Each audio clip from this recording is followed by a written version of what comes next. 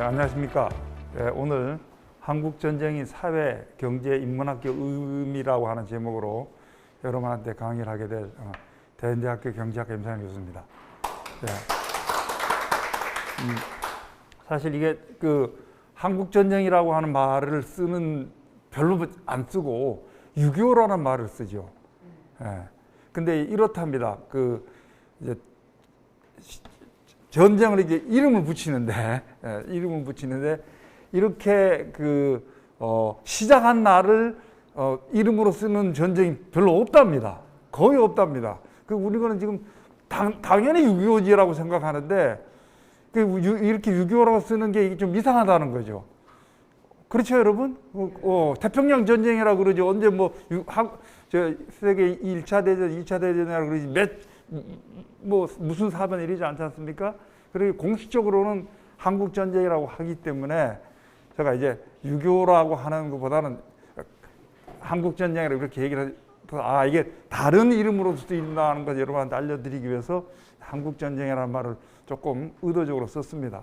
자, 그러다가 보니 이제 제가 말씀을 드리다 보면 자연스럽게 지금까지 99%를 6.25라고 썼기 때문에 6.25라고 말을 아마 제가 더 많이 쓸 겁니다, 아마. 그 다음에 이게 한국전쟁이, 우리가 여기 그때 살아보신 분은, 우리 별로 없으시죠. 다 우리 전후 세대인데, 세월이 지나서 제가 어렸을 때, 우리 동네 아저씨들이 여러분 모이시면, 한국전쟁 때 무슨 고지에서 싸웠던 얘기, 이런 얘기 하셨던 기억이 나고, 그 다음에 이제 집에 있다 보면, 글쎄, 한 달에 한 번 정도 상위군인 아저씨들이 와서 행패까지 부리고, 그런 기억이 제가 납니다. 그래서 이제 너무 대주적이잖아요? 한쪽에서는 뭐라 그러냐면, 내가 6.25 때 이러고 한쪽에서는 팔다리가 없으신 분들이 와서 행패를 부리고 이런 걸 보고 그리고 이제 뭘 배웠냐? 뭐라고 배웠어요? 6.25 전쟁은 6.25 사변은 적화 통일을 하려고 한 김일성의 야욕이 불러낸 비극적인 전쟁이다. 이런 얘기가. 그래서 적화 통일, 김일성의 야욕 이런 세 가지 단어가 키워드로 쓰이고 있습니다. 그러니까 무조건 이건 선과 악의 싸움이고 악과 선의 싸움이다 이렇게 기본적으로 생각하고 지금도 99% 정도는 그렇게 생각하고 있습니다만 제가 이제 이 전쟁 전문가도 아니고 또 경제학 이론 전공자이기 때문에 여기에 대해서 말씀드리기가 상당히 조심스러운 면도 없지 않아 있습니다. 그래서 조금 저 자신도 조금 제가 이걸 갖고 크게 연구한 건 아니지만은 여러분 이런 얘기 있잖아요. 뉴턴이 한 말이죠. 내가 이렇게 법칙을 발견한 것은 직접 거인들 어깨에 있었기 때문에 그렇다라고 하고 에디슨이 그 많은 발명을 했지만은 실제 그 안을 들여다보면 나는 남들이 한 끝에서부터 시작한다. 남들이 하다가 이제 안 돼 하고 그만뒀을 때 거기서부터 시작한다.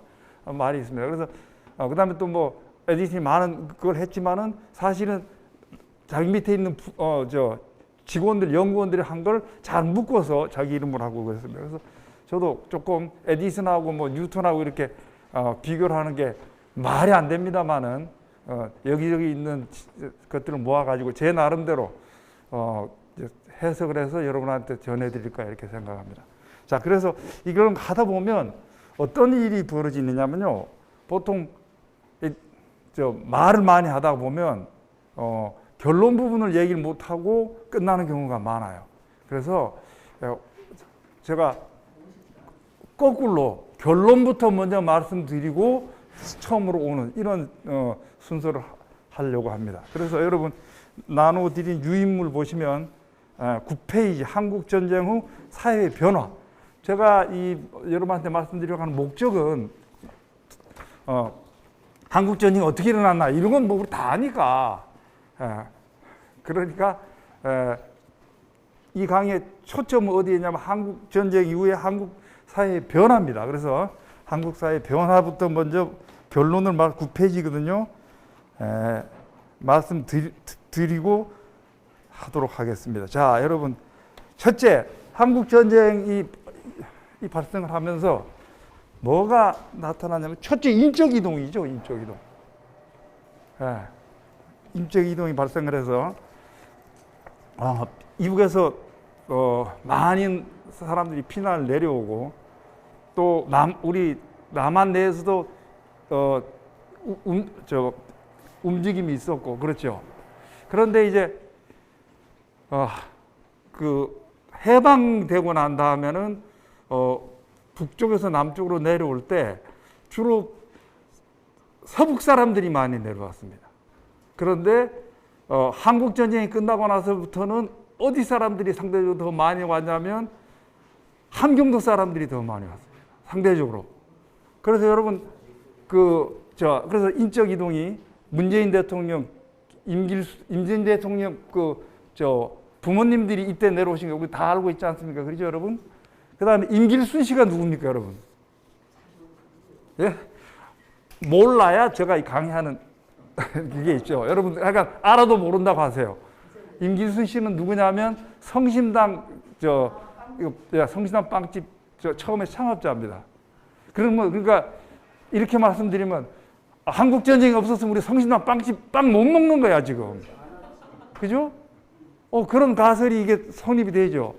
그다음에 노회찬 의원도 부모님이 함경도에서 내려온 사람. 윤재균은 또 누굽니까? 국제시장 만든 감독이죠. 그 국제시장을 만들 때 제일 먼저 시작 뭐 합니까, 여러분? 눈보라가 휘날리던 바람장 흥남부터 시작을 합니다. 그죠? 그 다음에 그러니까 우리가 한국 전쟁이 없었으면 뭐 했다, 여러분? 국제시장 영화 못 보는 거야. 국제시장 영화 못 보고 뭐 봤을까, 여러분? 대전 역전시장, 중앙시장 영화를 봤을란가 모르겠어요. 자, 그 다음에 김기수. 여러분, 김기수 아는 사람 별로 없을 거예요. 우리나라 최초의 권투 선수. 그 다음에 김웅용 감독. 그 다음에 이주일. 이주일은 강원도에서 고성에서 사천으로 내려온 정도 됐거든요. 양인자, 강산의 부모. 그래서 강산해가 지난번 저기 갔을 때 갔죠. 북한에 문화 교류단으로. 자, 그 다음에 이제 3일의 약속. 정동규 박사라는 분이 있는데 이 정동규 박사 3일의 약속이라는 이제 자선적 소설을 썼는데 제목이 3일의 약속입니다. 그리고 KBS 책으로도 나오고 KBS 이 드라마로 방영이 돼. 혹시 보신 분 없으세요? 예. 여러분 그 유명한 꼬마 신랑 김정훈이가 있잖아요. 김정훈이가 TV는 거의 안 나왔습니다. 안 나왔는데 여기에서 젊은 정동규 박사로 역할을 나옵니다. 그리고 이제 왜 3일이 약속이냐? 이 정동규 박사 어디 사람이냐면 청진 사람인데 뭐라고 했냐면 얘기하면 한참 길거든요. 그러니까 그건 언제 들으시라고 여러분? 다음 기회에 들으시기로 하고. 정동규 박사 어떤 분이신가 알아요. 근데 청진에 있는데 살짝 이제 31년생입니다. 그러니까 군대 끌려가게 생긴 거야. 그러니까 어디 갔어요? 다락방에 숨어 있었죠. 다락방에 숨어 있었는데 유영군이 올라오는 거야. 그러니까 와 살았다고 나온 거죠. 그런데 후퇴한데 근데 물어보니까 야 3일만 작전상 후퇴야 그러더랍니다. 그래서 어머니한테 어머니 이제 노출이 됐으니까 이제 바로 끌려갈 거 아니겠어요. 그러니까 어머니 아저씨들이 그러는데 3일만 작전상 후퇴한다니 가도 그래라고 했는데 어머니 돌아가실 때까지 못 봤죠. 그리고 이제 와서 경성의전이라는 학교가 있습니다. 그게 오늘날 고대 의대가 된 학교거든요. 거길 나오셔서 미국 가서 박사학위를 받고 이렇게 해서 이제 정동규 박사에게서는 또 제가 한 2번 정도 연극을 하고 빅토리아호에서 빅토리아호 여러분 아시죠? 그 마지막 온배 거기서 5애가 태어났대요. 나 참 그 짧은 시간에 요건 제가 어디서 봤냐면 그 30을 넘는 녀석들인가 MBC에서 어저께 저녁에도 했죠. 어저께 저녁에 뭘 했냐? 노독술에 대해서 얘기를 했습니다. 어저께 저녁에 노독술에 대해서 얘기를 했는데, 그 전현무 뭐 이렇게 해서 나와서 하는데, 그 안에 의무실이 있는데, 아유, 애를 보는 순간 5명을 낳았어. 그러니까 첫 번째 낳은 애는 그 의무실에서 태어나고, 나머지 넷은 그냥 가판에서 나왔다 합니다. 그래서 김치5, 그래서 미군이 1, 2, 3, 4, 5를 붙여줬대요. 1, 2, 3, 4, 5. 5번 아저씨가 거제도에 살고 있는데, 크리스마스 기자를 하여간 이렇게 이동이 있어서 이 한국 전쟁 없었으면 이런 분들이 남한에 안 살겠죠, 여러분. 그 다음에 또 문학으로는 여러분 뭐 여기 문학하신 분들이 많으시니까 제가 언급은 안 하고요. 황선호의 카인의 후예를 한번 읽어보시면 또 나름대로 소설도 있고, 제가 어렸을 때 극장 옆에 살아가지고 카인의 후예 팍 김진규가 팍 잡고 무늬가 있고 박모식이가 탁 있고, 야, 저 영화 뭐 했는데 못 봤죠. 못 보았는데 작년인가 유튜브로 이렇게 다시 봤습니다. 아주 꼭 한번 볼만한 그런 영화입니다. 그리고 이제 이 영화는 이건 언제 어떠냐면, 여러분 황순원 작가가 어디 출신이냐면 정주 사람입니다. 누구하고 그 고향에 갔냐면 김소울이하고 고향에 갔대요. 오산학교를 다녔다가 이제 평양에서 중고등학교 나왔는데 해방되고 나서 토지 개혁을 하고 나서 땅을 뺏긴 지주의 그 심리적 상태라든가 위치라든가 이런 걸 보여주고, 그 다음에 여기 이제 박노식이 여러분 새롭죠, 여러분. 박노식, 그러니까 박노식이가 표변을 해버립니다. 아이고, 뭐 김진규한테 아이고 하다가 여기 완장을 딱 따니까 딱 사람이 달라지는 거야. 그리고 이용당하는 뭐 이런 거를 중심하고 있습니다. 그래서 이런 소설이 안 만들어졌을지도 모른다. 염상섭 이런 거 뭐 문학하신 분들이 많으니까 이런 정도로 말씀드려요. 오발탄, 그다음에 영화 또 나오는데, 영화 이런 얘기 여러분 영화 얘기 나중에 하기로 하고요. 조금 더 본격적으로 전쟁 후에 수혜를 가장 많이 받은 사람, 한국 전쟁 덕분에 수혜를 많이 본 사람 누구 같아요? 김용옥 교수님 강의에 의하면 북한에서는 김일성이라 그럽니다.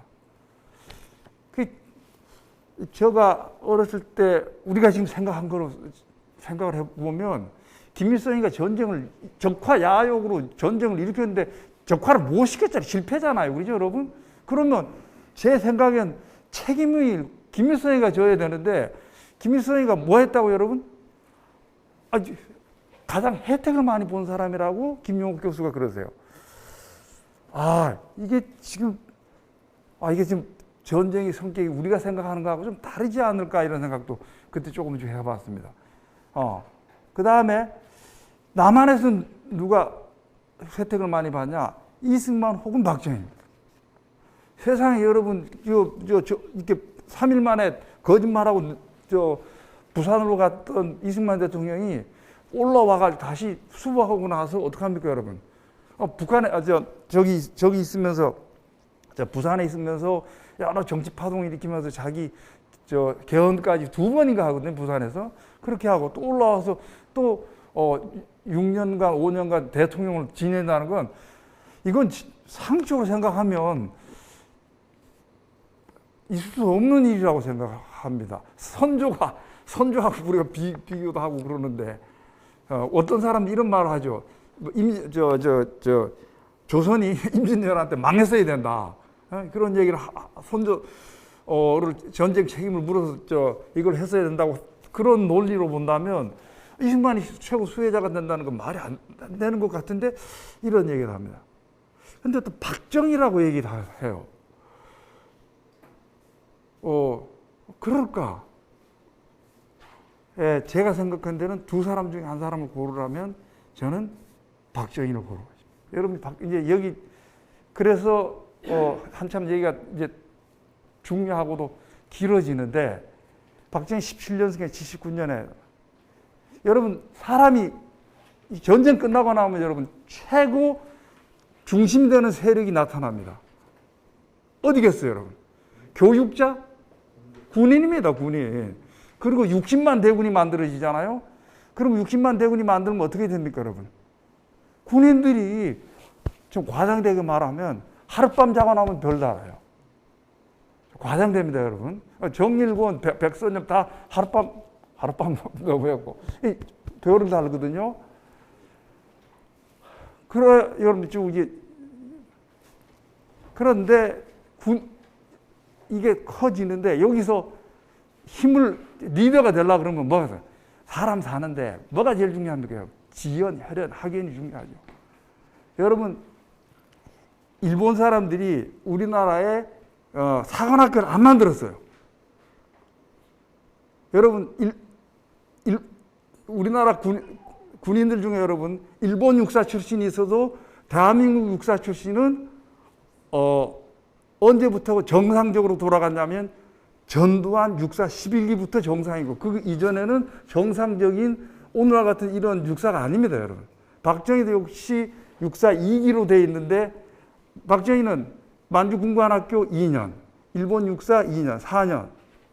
이미 군인이야, 이미 군인인데 다시 남한에서 와서 뭘 했냐면 이제 경비대 만들고 하니까 특 육사 2기인가 이렇게 해가지고 그리고 여러분 사관학교를 졸업하면 뭐부터 시작합니까, 여러분?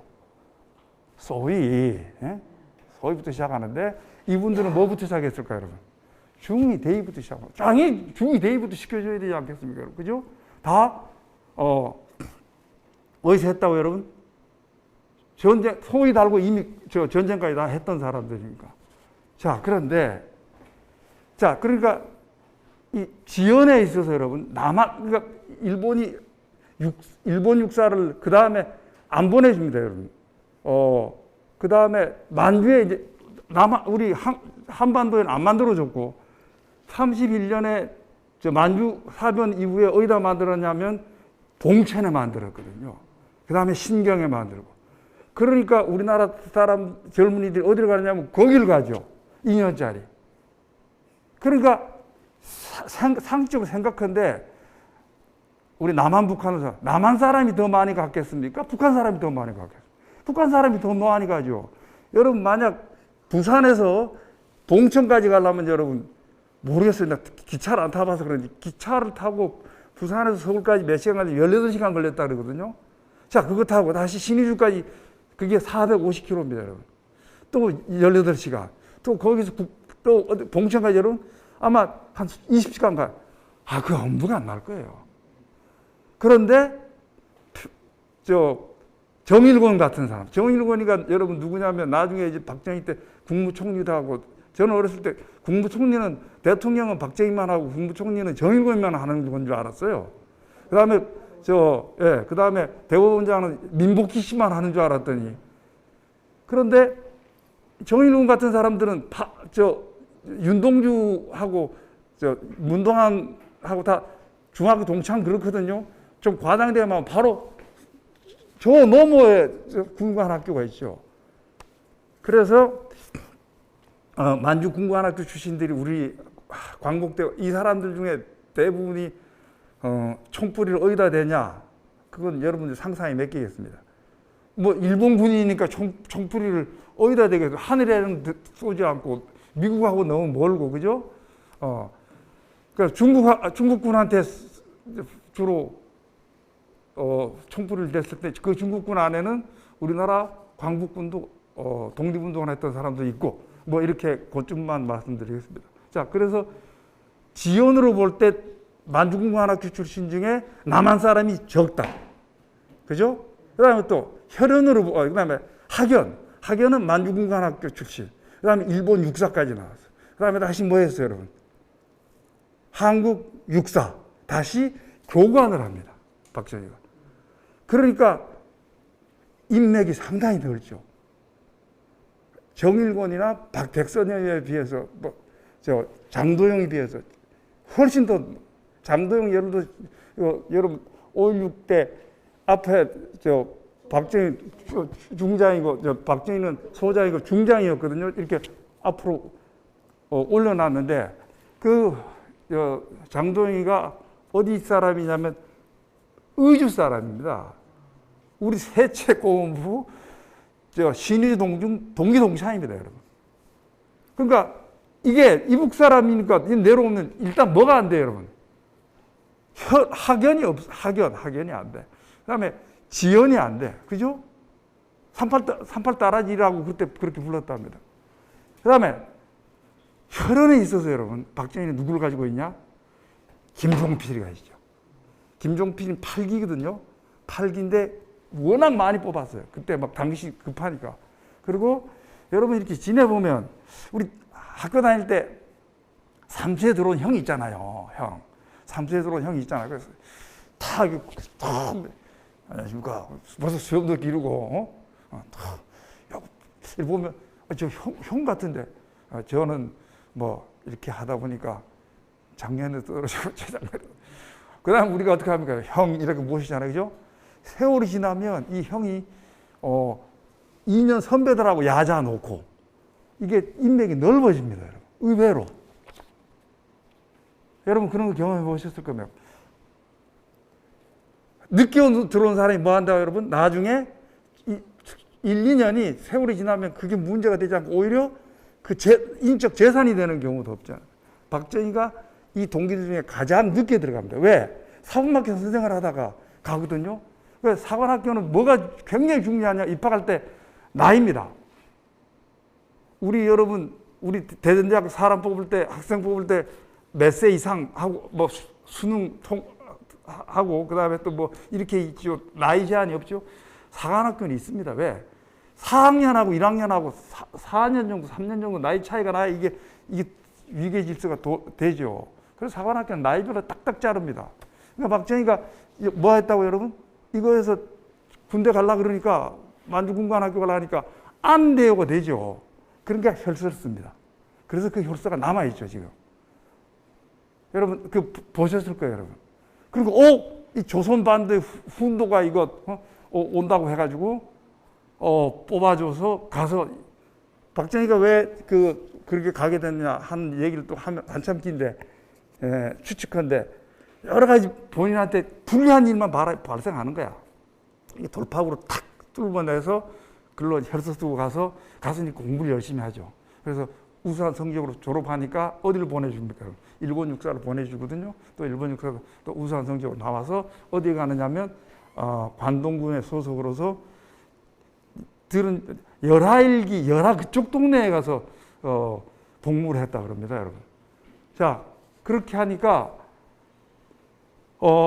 김종필도 마찬가지입니다. 그 8기 중에서 나이가 서울 4대, 여러분 김종필 찾아보면 서울 4대가 나옵니다. 4대 다니다가 군대 갔다가 뭐 도망 나왔다든가 그래요. 여러분 김종필 씨를 만나본 사람들 말에 의하면 정치할 사람이 아니라 그래요. 다들 이유하고 또 뭐 하느냐면 그림도 좋아하시고 이게 예능적으로 사람이 발전돼 있지.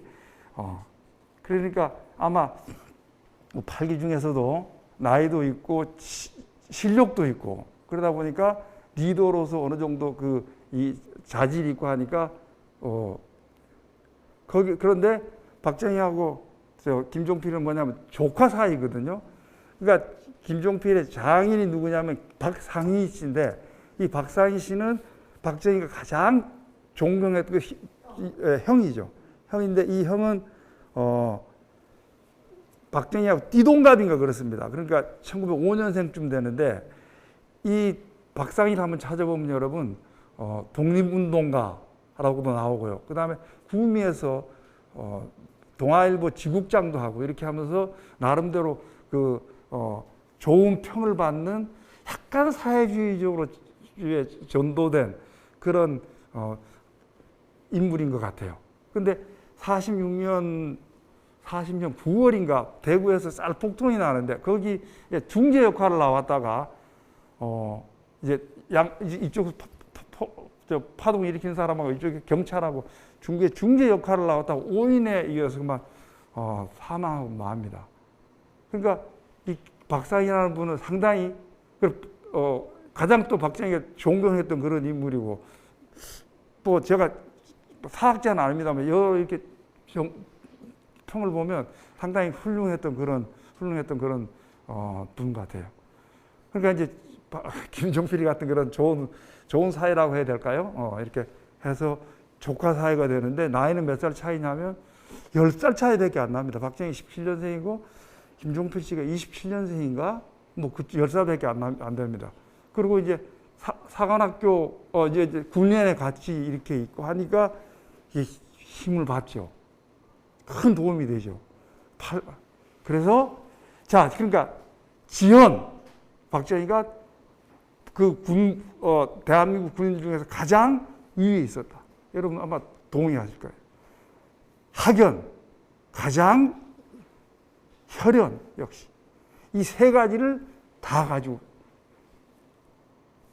그래서 이제 보니까 이게 그 다음에 개인적인 뭐 이렇게 해서 5.16 군사 쿠데타를 이렇게 했는데, 자 여기 보시면 여러분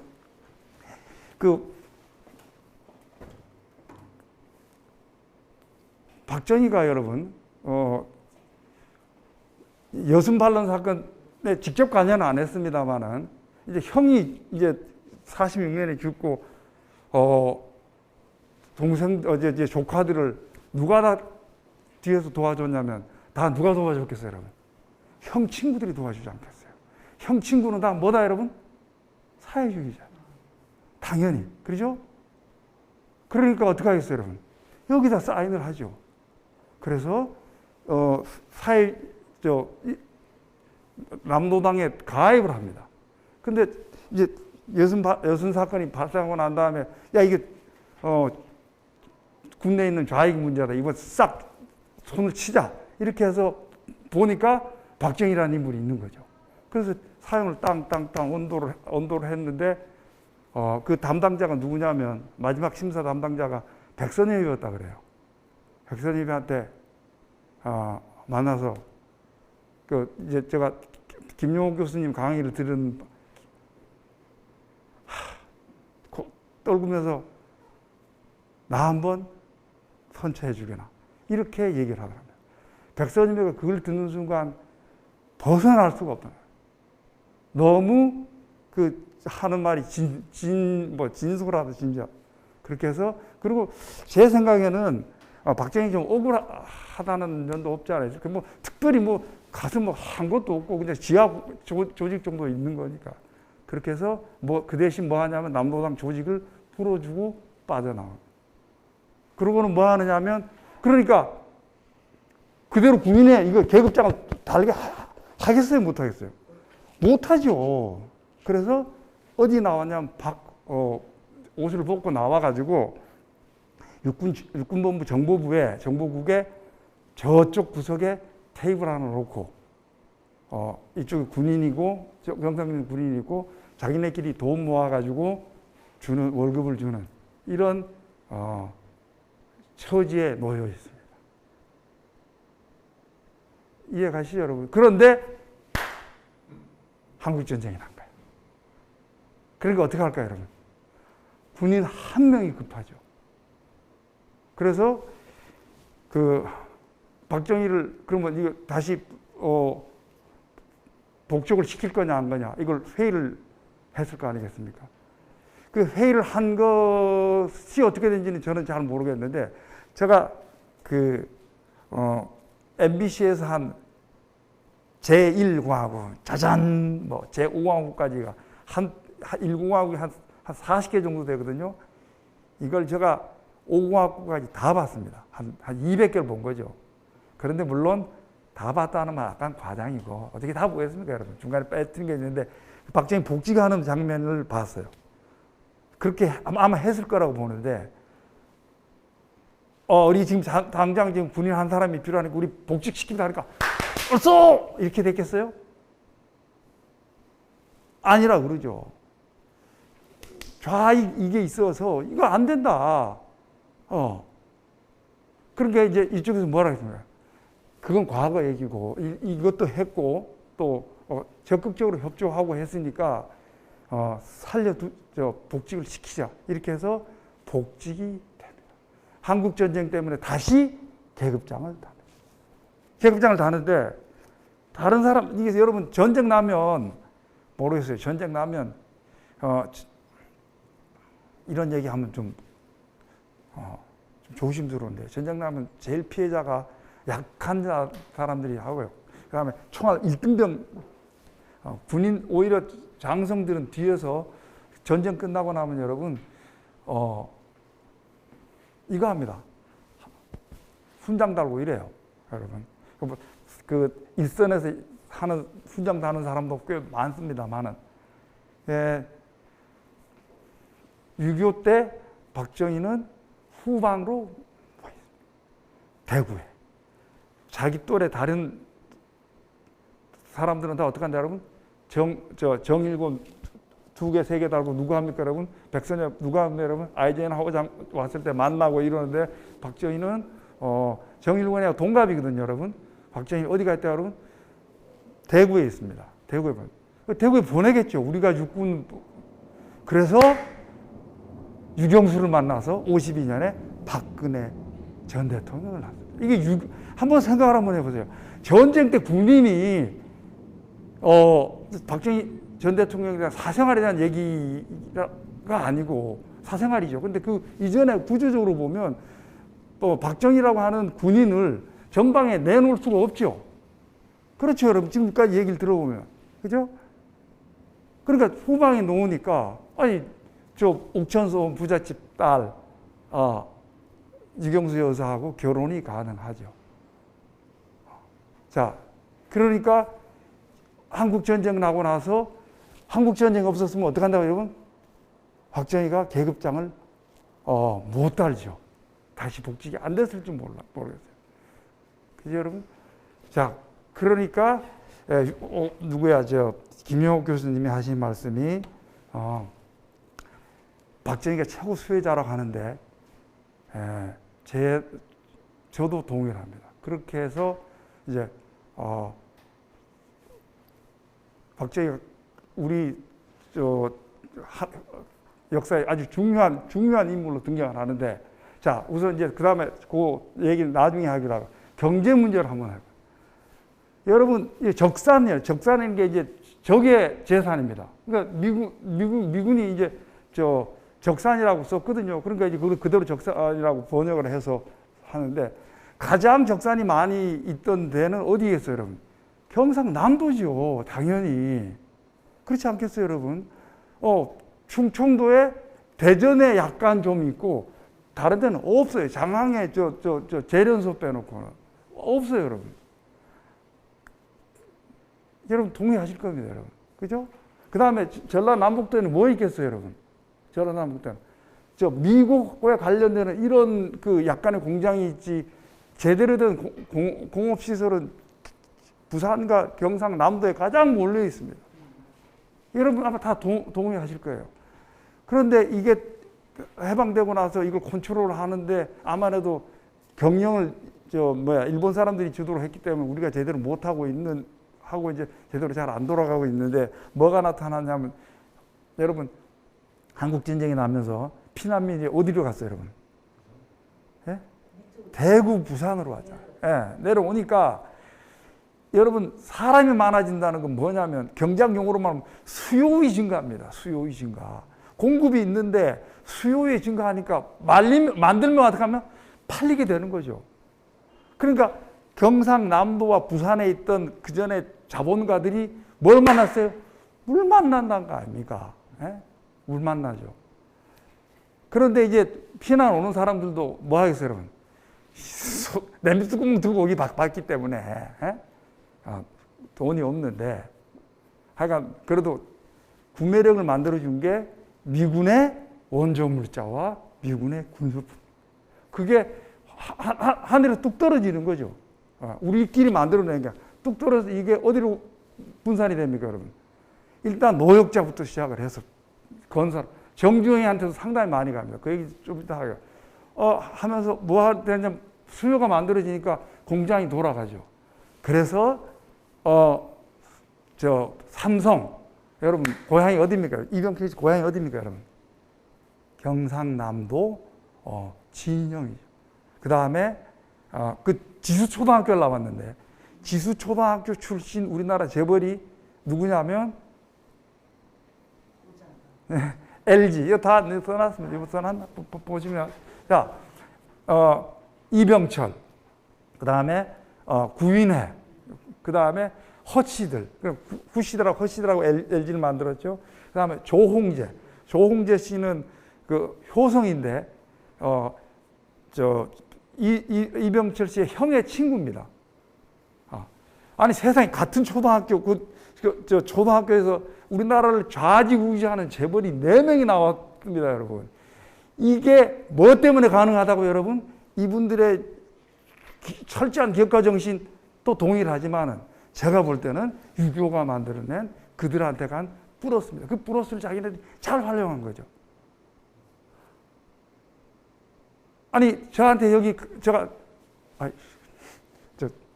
재산도 없고 이래서 하는데 나한테 100억을 딱 갖다 줘요. 그리고 100억을 주면서 대전시 어디 기왕이면 좀 방송이 되는 건데 이거 편집하세요. 신세계 엊그제 개장을 했는데 그걸 저한테 준다. 저거 어떻게 하겠어요, 여러분? 열심히 해서 잘하겠죠. 그래서 성공을 했다. 임상일이가 뭐 경영을 해서 대한민국 최고의 재벌이 됐다 할 때 임상일이 열심히 노력한 거 다들 동의하지만 그래도 그 친구가 열심히 한 건 동의하지만 그래도 뭐라요? 하늘에서 뚝 떨어진 저 몇백억 천억대 그게 있으니까 가능했지요. 그러니까 두 개 다 같이 우리가 평가를 해야 되지 않겠냐 생각. 그래서 지금 여기 보시면 여러분 우리나라 재벌에 자 여러분 보시면 자 그러니까 전쟁 끝나고 나니까 제일 중요한 게 뭐야? 의식주잖아, 그죠 여러분? 사랑보다 더 중요한 게 먹고 살아야 사랑하잖아요, 그죠?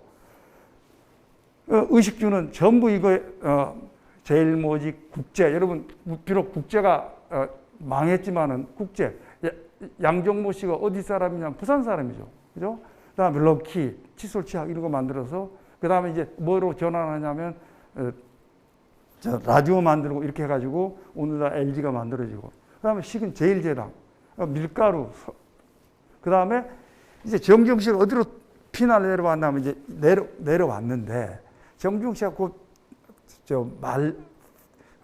47년 봄 무렵에 뭘 하느냐면 여러분 그 전에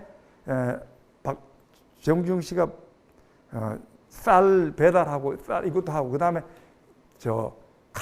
요즘 말하면 경정비 같은 걸 했어요. 그 자동차 쪽에 상당히 이게 있습니다. 그래서 그런 게 바탕이 돼서 현대자동차가 만들어졌다고 과언이 아닙니다. 그러니까 정경 씨가 갑자기 자다 일어나서 야, 나 자동차 해야 되겠다. 이게 절대 아닙니다. 뭐 했다고 여러분? 일제강점기 때 뭐 했다고 여러분? 이거 했습니다. 여러분 영웅시대라고 하는 그 드라마가 나오는데 거기 보면 나오죠.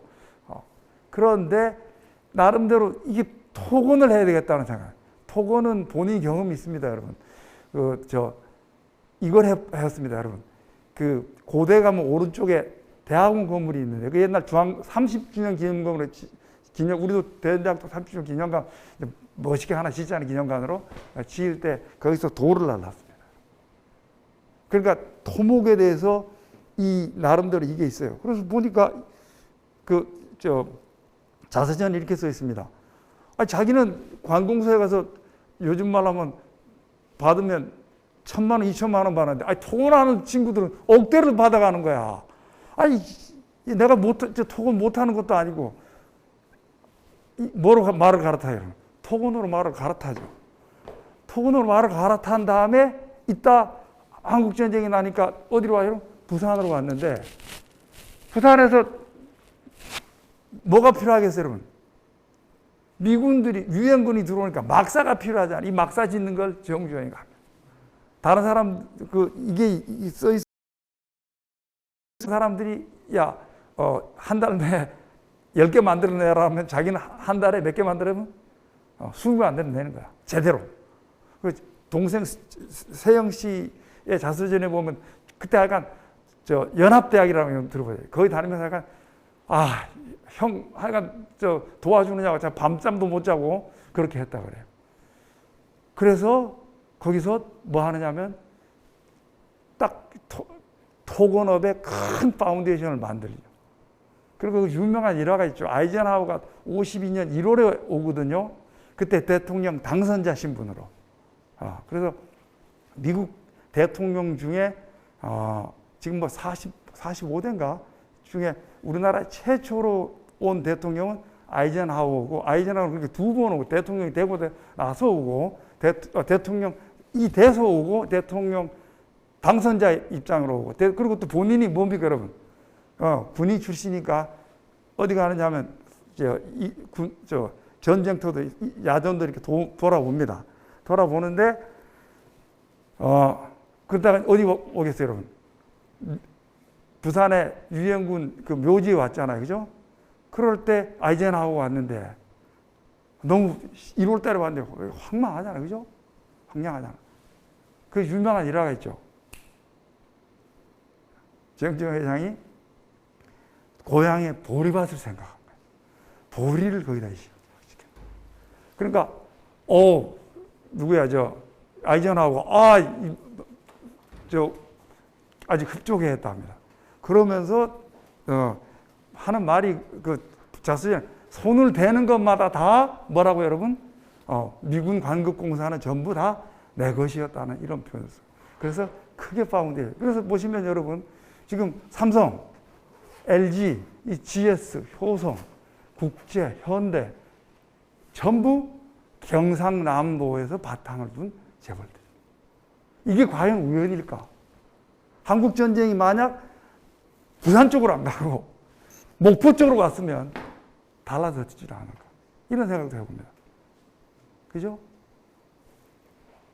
그 다음에 이제 롯데, 신격호는 울산 사람이고, 그 다음에 선경은 여러분, SK는 원래 수원소 있다가 오늘 같은 이런 큰 재벌이 아니었죠. 그러다가 어디서 결정적인 역할을 하느냐면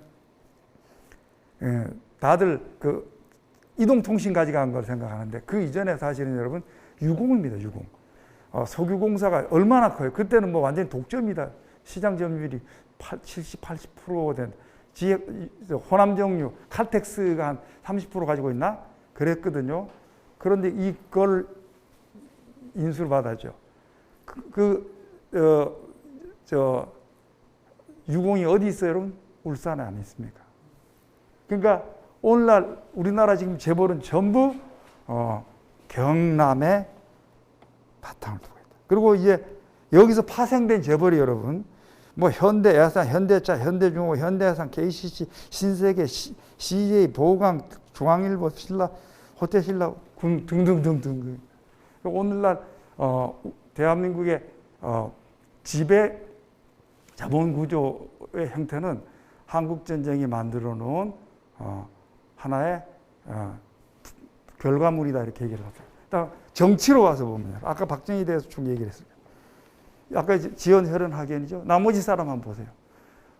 일본 정일권이도 비슷합니다. 이렇게 저기서 만주군관학교 갔다가 다시 일본 육사 나와서 했는데 중간에 약간 경력 단절이 짧습니다.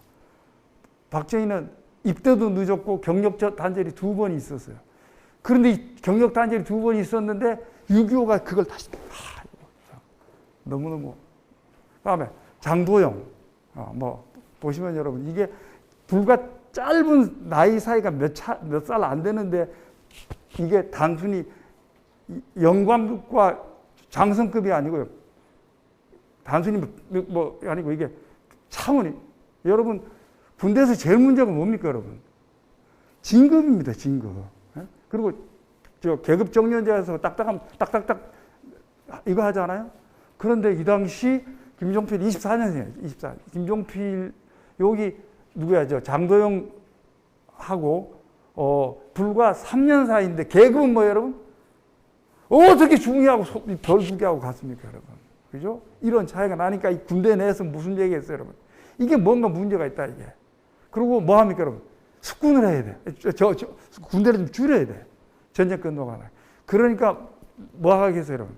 인사불만이 있지 않을 수가 없죠. 그래서 한국 5.16 군사 정변의 큰 원인 중에 하나로 이렇게 생각을. 그 다음에 이제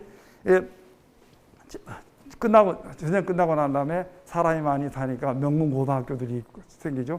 부산고등학교, 경남고등학교, 경북고등학교 이런 데 엘리트들이 어디로 진출해요, 여러분? 가자, 서울에 가서 이제 아까 말씀드렸던 이제 여러 재벌 회사들도 있고 하니까 가서 큰 세력을 이루고 이렇게 해서 자기네끼리 혼맥도 이루어지고 그건 사생활이니까 이렇게 해서 정치는 다 보시면 여러분 그 다음에 이제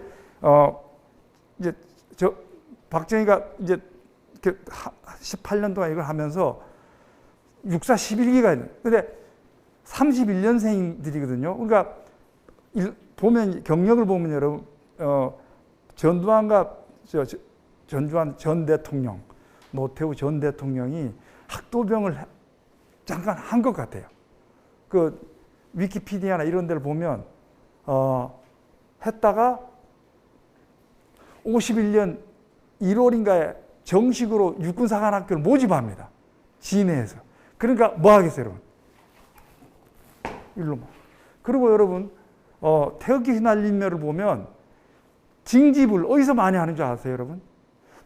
거기서 그 장동건이가 어디서 군대 입대합니까, 여러분? 부산에서, 서울에서, 대전에서 아닙니다. 어디에 여러분? 대구입니다. 대구.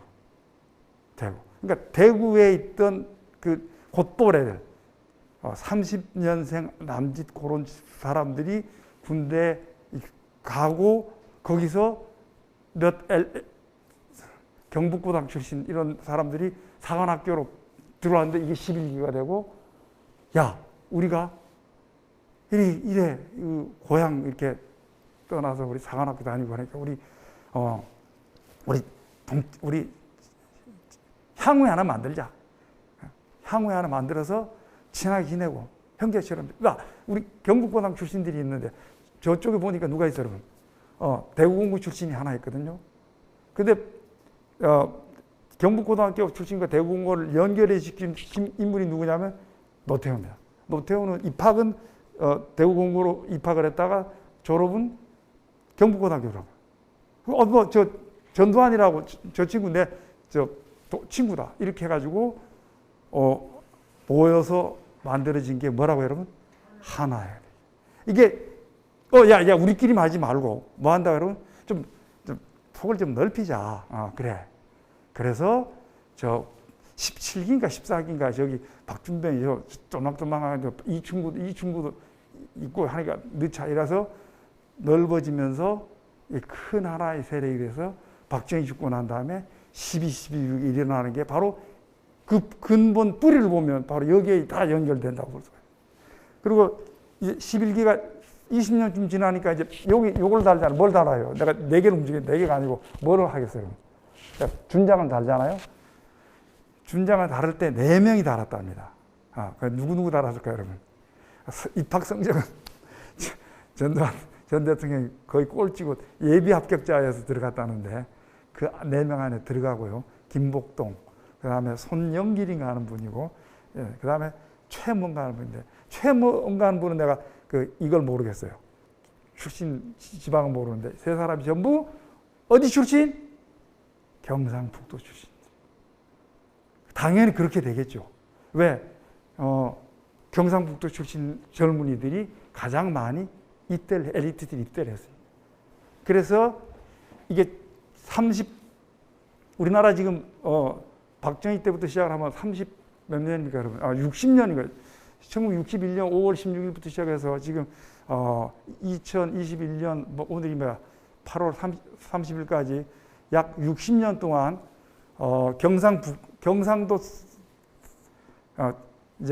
경상도 사람들이 집권한 게 여러분 몇 년이냐니까 55년입니다. 55년. 경상남도까지 해서 경상남북도. 김대중 대통령만 5년이고 다른 데는 정권을 못 가져갔습니다. 그게 지역으로 나누는 게. 그 다음에 민주화 세력, 그래서 이제 이쪽 경상남북도 사람들이 크게 힘을 모아가지고 산업화 세대, 산업화의 큰 주역들이죠. 그죠? 여러분 다 동의를 하실 겁니다. 그죠? 그러니까, 그리고 이제 이렇게 하면서 정치 권력을 가진 사람들이 뭘 했느냐. 좀 이렇게 저임금에 시달리니까 좀 이렇게 좀 하자 하는데 무슨 소리 하면서 뭐가 됩니까, 여러분? 여기 탄압을 하니까 이쪽에 반대편에서 뭐가 생겨요? 민주화 세력이 당연히 생기게 되죠. 이게 지금 우리나라의 두 개의 큰 갈등으로 나타나죠. 심상정 의원이 대통령 후보로 나온다 하면서 한 말이 있습니다. 제일 뭐라면 민주화와 산업화 세대. 그런 말을 쓰고 그걸 극복하겠다는 말로 나오고 있습니다. 그러니까 산업화 세대, 산업화의 중심은 어디 여러분? 경상남북도가 되고 자연스럽게 다른 지역은 수도권은 이제 좀 중립이라고 해요. 이렇게 갈등 구조가 만들어져 있다고 이렇게 보여집니다. 그리고 앞으로 어떻게 해야 되느냐? 이 두 세력이 서로 인정을 하고 인정하고 있죠. 그래서 더 보듬고 이렇게 해서 양쪽의 힘을 합쳐야 되지 않겠나 이렇게 생각을 하고요. 예, 또 역시 제 예상대로 결론만 얘기하는 데만 앞에 인트로덕션 이런 게 있는데 앞으로 잠깐만 요것만 하나 또 한번 말씀드려 볼까요? 제가 여기 노래를 보시면 노래를 하나 내가 써놨는데 여기 전쟁 노래 쭉 나옵니다. 여러분 다 아는 노래예요. 다 아는 노래.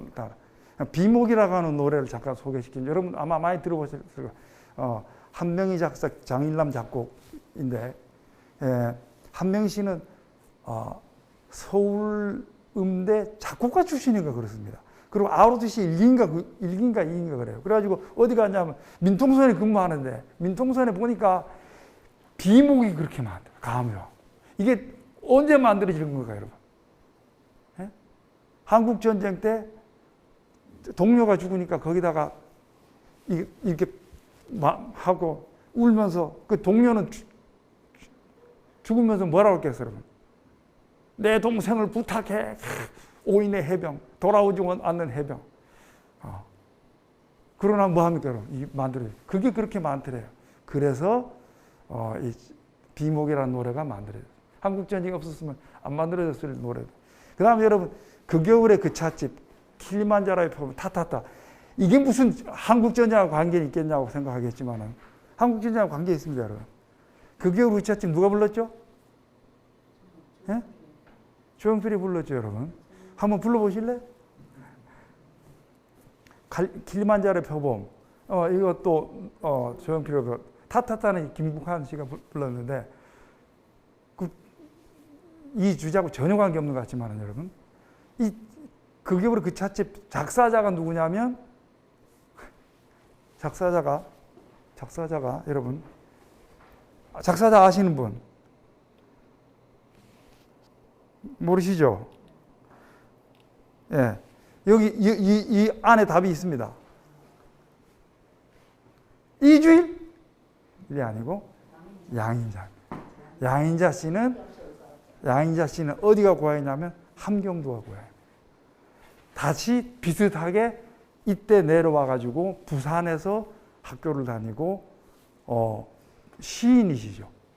그런데 이 노래 작곡자는 김희갑 선생님이신데 김희갑 선생님 우리 김희갑 하면 두 사람이 떠오릅니다. 한 사람은 합주의 돌아가신 합주의 김희갑 선생도 함경도 사람인가 그런 걸로 알고 있습니다. 작곡자 김희갑 씨가 있는데 그 김희갑 씨는 황해동과 평안남도 출신입니다. 그래서 서로 몰랐다가 이제 양인자 여사는 사별을 하고 이렇게 만나서 지금은 부부가 되어 있습니다. 자, 그러니까 우리가 지금 한국전쟁 노래하면 뭐 한다고 여러분? 전우의 시체를 넘고 넘어 전선야곡을 하는데 물론 그거죠. 그러나 이런 지금 그 겨울에 그 찻집도 뭐의 산물이라고 여러분? 어쩌면 한국 전쟁이 낳은 우리한테 주는 즐거움인지도 모르겠죠. 환불입니다. 만약 한국 전쟁이 안 났으면 양인자 여사가 부산에 왔을까요, 여러분? 그죠? 그렇게 생각합니다. 그 다음에 제일 앞에 요것만 그래도 천벌이는 보여드리고, 제가 말씀드린 거의 다 말씀드렸는데, 이게 이제 용산 전쟁 기념관의 형제인 사연입니다. 그 다음에 이제 황교 출신 형 소희하고 전하사라 이제 동생 인민군하고 이렇게 일칠제 있던 걸 찍은 거고, 그 다음에 이게 이제 이게 누구야 태극기 휘날리며의 모티브가 됐다 그러고요. 김용욱 여사라는 분이 있다. 김용욱 여사가 탤런트 김용욱 여사 누구냐면 여러분 육회 삼회 통쾌 선전하는 예, 그렇죠. 근데 역사전으로 그날에 나오셔서 게스트로 이렇게 나오죠. 뭐라 그러냐면 자기 큰 오빠가 이걸 했답니다. 한국 전쟁 나니까 다락방에 숨어 있다가 누가 얘기하니까 나왔더래요. 나오더니 인민군으로 가셨대요. 그리고 작은 오빠는 국군으로 가고. 그래서 김용욱 씨가 뭘 했냐면 여러분 이산가족 만날 때 이 오빠를 만났습니다. 그러니까 지금 오빠는 뭐예요, 여러분? 인민군. 큰 오빠는 인민군. 작은 오빠는 뭐예요, 여러분? 네, 국군. 김용욱이네. 죄송합니다. 그 다음에 여기 이제 이지연 아나운서 얘기도 하면 우리 둘째 고모부가 헌병이셨는데 이렇게 포로를 잡았대요. 포로를 보니까 머리에서 보니까 정말 종진이 아니가. 육촌 동생이야, 인민군. 그래서 중간에 신호 모중에서 빼돌려서 이게 그러니까 뭐라고 여러분? 육촌 그러니까 이 윤종신이라고 하는 이분은 사돈의 육촌이 되는 거죠, 저한테. 근데 이 윤종신 아저씨의 처남이 저 고등학교 은사님이었어요. 그러니까 보니까 사돈의 팔촌인 거예요, 진짜. 우리 저 고등학교 선생님이. 그 다음에 이지연 씨는, 그 다음에 여기 여러분 보시면, 요것만 봐. 여기 보시면 여러분, 한국인의 밥상이란 밀면이 남북한, 이게 밀면, 부산을 대표하는 음식, 밀면, 돼지국밥, 영화, 변호사에서 김영애 국밥, 야야, 돼지국밥 하나 먹고 가라, 이러잖아요, 그죠? 그 다음에 비지찌개인데, 이 유복연이라는 분이 밀면을 최초로 한 걸로 추정이 되는 거예요. 이제 다 돌아가시고 그 며느리가 하는 말이 그 당시에는 냉면집이 부산에 하나 있었답니다. 그래서 밀면을 개발하고 돌아가시 전에 성천관 유역의 그 주변을 그려셨는데 그게 구글에 있는 거하고 똑같더라 그런 말씀도 하시고 이분이 쓴 글입니다. 이분이 쓴 글이에요. 그래서 여러분 지금도 우리 끝나고 나시면 굿세어라 금수나 한국인의 밥상 찾아보면 이거 나옵니다, 여러분. 이분이 누구라고 여러분? 그냥 보통 밀면 무엇 때문에 같은 민족, 같은 핏줄을 가진 단일 민족이 반세기를 넘는 세월을 서로 아무도 모르고 자식이 부모에게 효도도 못하고 88세를 마감합니다. 이것이 누구의 잘못입니까? 우리의 민족이 잘못입니까? 혹은 민주주의와 공산주의가 되려봐요. 말할 수 없는 우리 민족이 한이 될 줄이야 상상도 못했을 것 같아요. 오마니 라고 쓰고 있습니다. 요게 제가 그 캐치하고 부분의 글씨고요. 그 다음에 또 요게 그 본인의 성천강 요거를 그 한국인의 밥상에서 그 구글로 찍어 이렇게 대비를 시키는데 똑같아요. 그러니까 이 한이 맺혀 있는 거죠. 자, 그래서 이제 뭐 시간이 좀 많이 지났습니다. 하여간 제가 말씀드리는 거는 한국 전쟁의 원인이나 이런 거에 대해서까지 다 그부터 얘기를 해야 되는데 그건 굉장히 저 주관적인 얘기가 섞일수 조심스럽고요. 중요한 거는 이제 여기서 말씀드렸던 한국 전쟁이 끝난 다음에 우리 사회가 어떻게 되었냐. 정치는 경상북도 중심으로 박정희가 있어서 그리고 박정희와 밑에 연결되어 있는 누가 있다라면 자연스럽게 그렇게 와서 큰 역할도 하고 잘한 것도 있고 잘못한 것도 있을 거고. 그 다음에 경제는 어디라고 여러분? 경남 중심으로 움직일 수밖에 없다. 그리고 경상북도와 경상남도가 큰 우리나라의 산업화 세력이 되는데 뿌리는 그분들이 열심히 한 거는 인정하지만 그 뿌리는 한국전쟁에서 구조적으로 되어 있다. 만약 이게 목포 쪽으로 갔으면 이게 달라졌을지도 모른다. 자, 그 다음에 전쟁은 절대 일어나서는 안 된다 하는 말씀. 자, 김일성이 적화 야욕이냐, 이승만의 북진 통일 의지냐, 어느 것 같아요. 여러분 들어주셔서 감사합니다.